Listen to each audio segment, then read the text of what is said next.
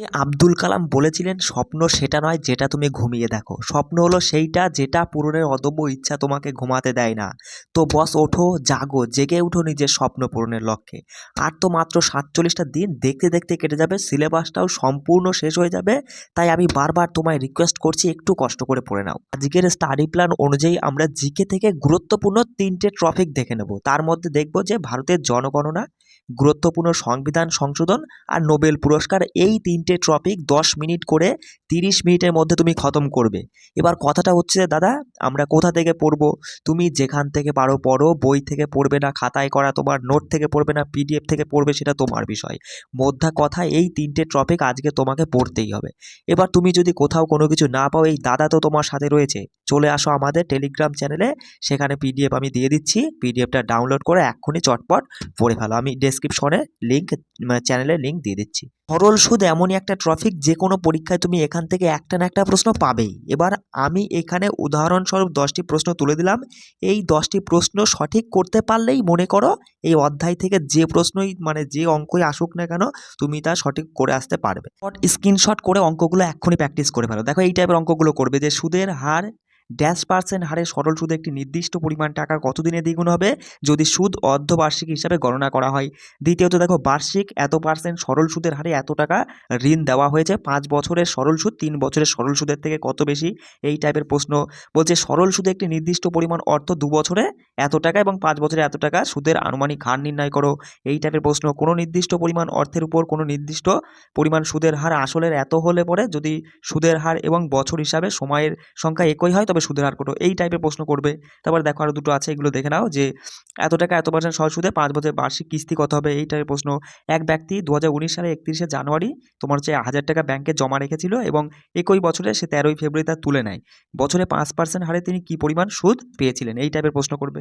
তারপর আরও কয়েকটা প্রশ্ন দেখে নাও। যে বার্ষিক এত % সরল সুদের হারে এত বছরে কোনো একটি মূলধন সুদে আসলে এত টাকা হলে পরে মূলধন কত ছিল? এই টাইপের প্রশ্ন। তারপরে এক ব্যক্তি এত টাকা 3টি ব্যাংকে তোমার হচ্ছে যথাক্রমে এত এত এত % হারে সুদের হারে জমা রাখে। প্রথম ব্যাংকের শেষে সে দেখা যায় যে সে সব কয়টি ব্যাংকে থেকেই প্রাপ্ত সুদের পরিমাণ একই, মানে একই। তাহলে ব্যক্তি 3টি ব্যাংকে কত টাকা রেখেছিল? এই টাইপের প্রশ্ন দেখবে।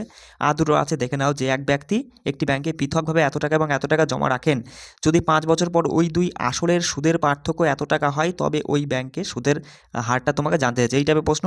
এই টাইপের প্রশ্ন করবে যে বার্ষিক 5% সরল সুদে কোনো নির্দিষ্ট সময়ে সুদ আসলের 6 গুণ হয়, তবে ওই নির্দিষ্ট সময়ে বার্ষিক সুদের হার কত হলে সুদ আসলের 12 গুণ হবে? এই টাইপের প্রশ্ন করবে। সে জিআইতে তুমি প্রত্যেকটা দিন 5টা করে টপিক, 5টা করে প্রশ্ন, 5 5 25টা করে প্রশ্ন প্র্যাকটিস করো। তারপর তুমি দেখো 50 দিনের মধ্যে কোথায় গিয়ে দাঁড়াও। আজকে প্রথমেই জিআই থেকে দেখে নেবে গ্রথিত চিত্র শনাক্তকরণ টাইপের 5টা প্রশ্ন।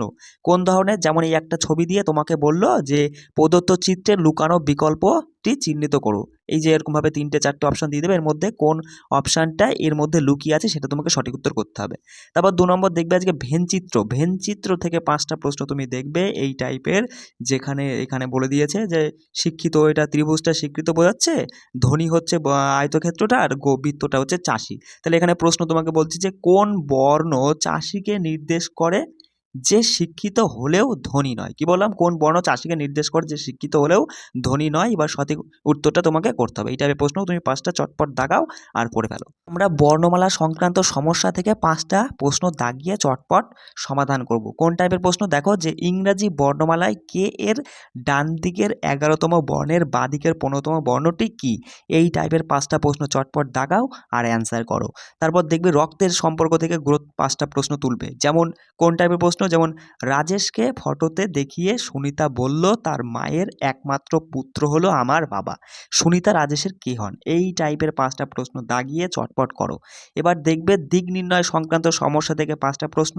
কোন টাইপের প্রশ্ন? যেমন আমি উদাহরণস্বরূপ বলে দিচ্ছি যে সম্রাট কোনো স্থান থেকে 80 মিটার পশ্চিমে যাওয়ার পর 120 মিটার দক্ষিণ দিকে গেল, এরপর পরপর 3বার বাঁ দিকে ঘুরে যথাক্রমে 300 মিটার, 200 মিটার এবং 220 মিটার গেল।